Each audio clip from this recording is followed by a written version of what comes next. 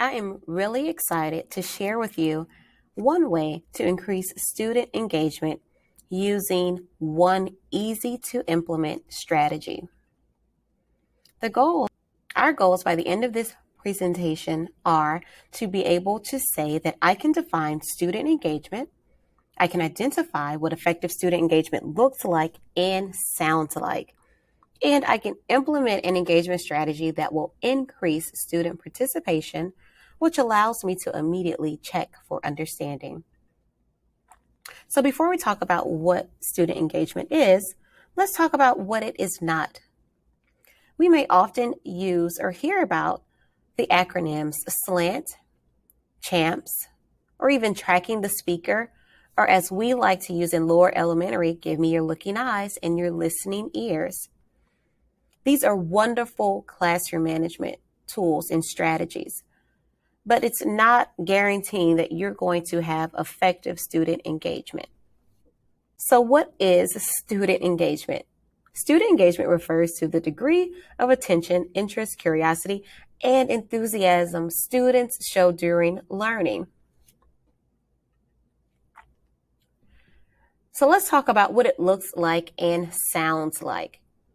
So what's student engagement? There's a relevant exchange of dialogue that occurs between teacher and students or among students as a teacher facilitates.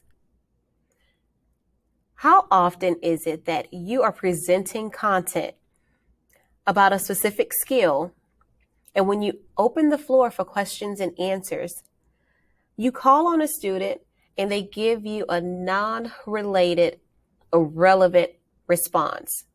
Yes, they are communicating, so there's an exchange of dialogue, but it has absolutely nothing to do with the content that you're teaching.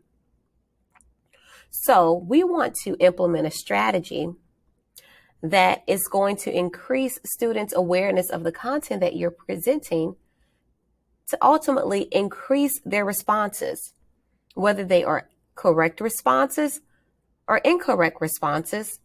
As long as it is relevant, that is the most important part. I had a teacher ask, well, are we only looking for correct answers? And the answer is no. You need both correct and incorrect responses that are content related to the skills that you're presenting so that you are able to document who needs more support in that area or who's ready to move on and dig a little deeper into that specific skill. But the reality is students can be distracted and inattentive, especially in this virtual world. And as educators, we're always looking for solutions, right? We're looking for solutions that are quick and easy to implement without feeling like there's an added layer of work on our end. And it's always an added bonus to have a visual representation so students are able to track their own progress. We love things that yield immediate results and offer quick wins for both teachers and for students. So let's talk about this strategy, teacher versus students. Now, mind you, this is not my original idea. It's something that I just chose to implement to see if it would work. And guess what? It absolutely did. So teacher versus students simply is where teacher asks content specific questions. We already are doing that on a daily basis, right? So for the student volunteers, those students earn points for the whole group. But if you're not getting as many volunteers as you would like, and you have to begin cold calling, then you as a classroom teacher earn points for yourself. So how do we get this to work and be effective? So a major key that you have to do that I found to be the best way to utilize the strategy teacher versus student is you have to have student buy-in. Sell them on the reward. What is it that your students like? What is it that they get excited about? What do they share with you on a daily basis? So you want to try and find something that interests them when you offer a prize, right? Or a reward, and build excitement around it.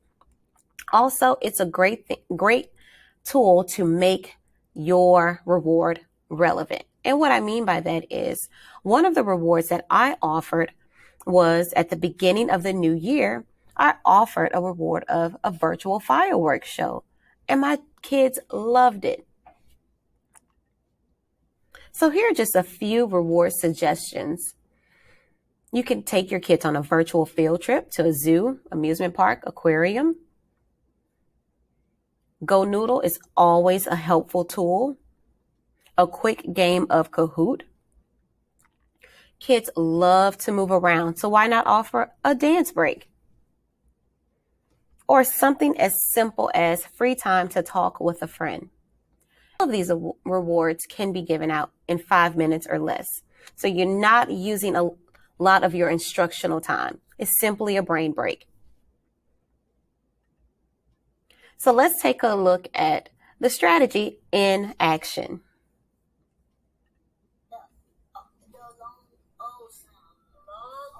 Do we agree or disagree? Good job. Thanks, Gabrielle.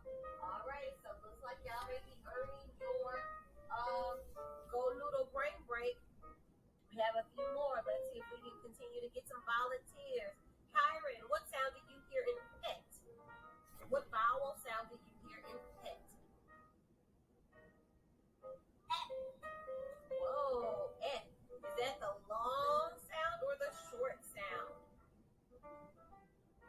Ooh, I can see lots of little short hands together. All righty, good job. Great job. That's the short E sound, and you know it makes the F sound. And the last one is, raise your hand. You can tell me what sound you hear in B. B. B. Who haven't I heard from? Fiona. Thank you so much for taking time out of your day to view this presentation. If you found it helpful, please go ahead and like the video. And if you would like to see more videos just like this, please go ahead and subscribe to my channel. Thanks again.